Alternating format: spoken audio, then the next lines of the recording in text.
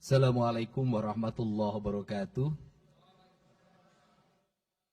Yang saya hormati, kita karena ini tamu utamanya dan yang mengaudit seluruh pengelolaan keuangan kita, pimpinan 5 Badan Pemeriksa Keuangan Republik Indonesia,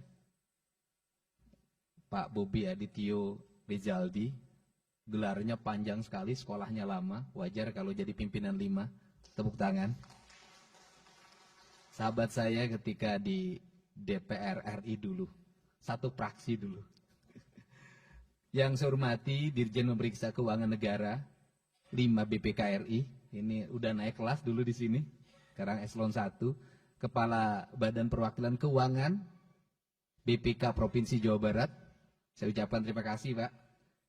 Kemudian saya hormati, ini lengkap sekali hari ini, Bapak Ketua DPRD Provinsi Jawa Barat, Pak Buki Wibawa hadir, yang hari ini sedang ulang tahun yang ke-57, Pak Haji Muhammad MK Iswara, ya,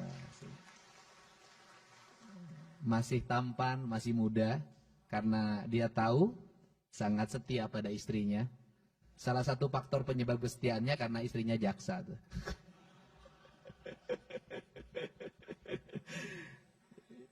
Kemudian hadir juga Pak Iwan Suryawan. Kemudian ini yang tren kita semua, tren center DPRD Pak Ono Surono.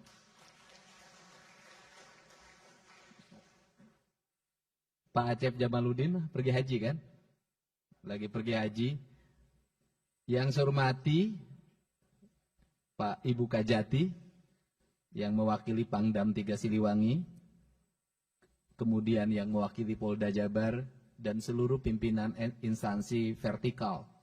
Seluruh anggota DPRD Provinsi Jawa Barat yang saya hormati, saya muliakan, dan saya banggakan. Yang pertama saya lebih mencermati ada beberapa catatan penting.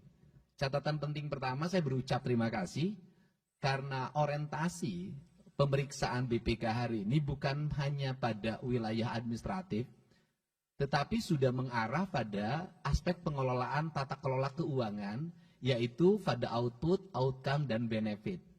BPK sudah mulai menyoroti uang ini manfaatnya untuk apa dan dampaknya bagi kepentingan publik, punya daya dukung nggak terhadap ekonomi, terhadap pendidikan, terhadap kesehatan, dan terhadap seluruh kesejahteraan rakyat. Tentunya cara berpikir ini sangat efektif, karena dalam kerangka berpikir saya adalah keunggulan kita di bidang administratif, hasil WTP yang kita raih, administrasi yang sangat baik, tidak akan punya makna apapun manakala belanja yang kita belanjakan hanya untuk kepentingan birokrasi, tidak untuk kepentingan publik. Karena itulah fungsi dari pengelolaan keuangan daerah adalah membangun daya dukung terhadap pertumbuhan ekonomi, pertumbuhan pendidikan, pertumbuhan kesehatan, pertumbuhan daya dukung lingkungan yang pada akhirnya bisa meningkatkan angka IPM dan kesejahteraan masyarakat.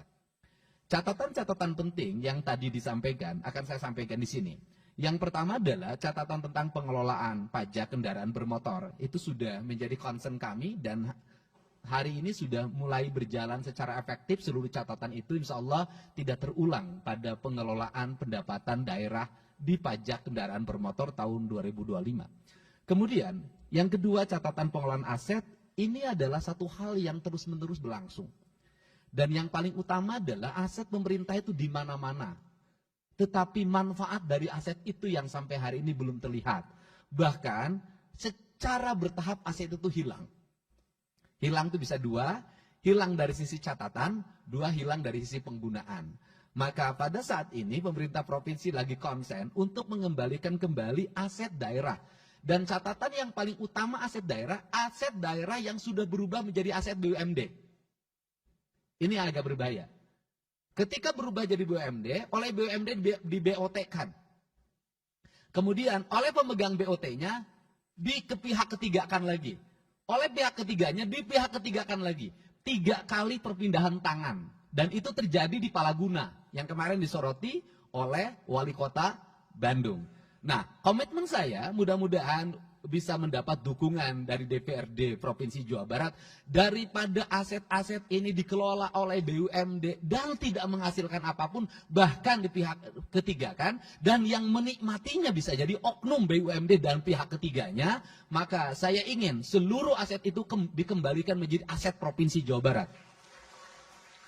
Nah, kemudian mengenai persoalan pengelolaan BUMD, bagaimana hukum yang harus dilakukan? Apakah BUMD ini harus dipertahankan atau harus dimusnahkan? Maka saya memilih jalan utama adalah audit investigatif terhadap BUMD di Provinsi Jawa Barat. Karena audit investigatif ini akan memberikan sebuah catatan penting apa yang mesti dilakukan oleh Provinsi Jawa Barat. Dari audit investigatif ini kita bisa melangkah untuk langkah-langkah berikutnya. Dalam pikiran saya adalah lebih baik tidak punya BUMD daripada ada BUMD hanya menyalahgunakan kewenangannya, menggerogoti uang APBD atau mengalihfungsikan aset-aset milik pemerintah Provinsi Jawa Barat. Gitu. Nah, itulah catatan penting yang disampaikan. Semoga WTP yang kita raih, yang paling utama ke depan adalah WTP-nya memiliki implikasi bagi kesejahteraan rakyat Jawa Barat. Itu saja. Saya ucapkan terima kasih atas catatan pentingnya, dan insya Allah kami akan bekerja secara baik, secara cermat, dan kemudian kami akan bertindak berdasarkan tindakan-tindakan yang berorientasi pada kepentingan publik. Demikian saya ucapkan terima kasih, dan saya sampaikan juga rasa gembira pada seluruh warga masyarakat Jawa Barat.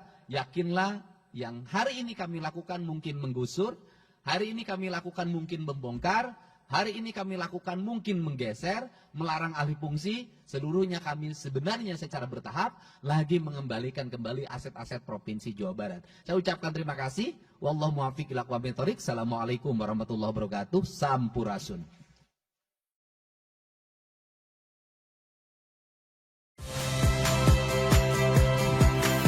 Saya Ihsan Sitorus. Saksikan program-program Kompas TV melalui siaran digital, pay TV, dan media streaming lainnya. Kompas TV, independen, terpercaya.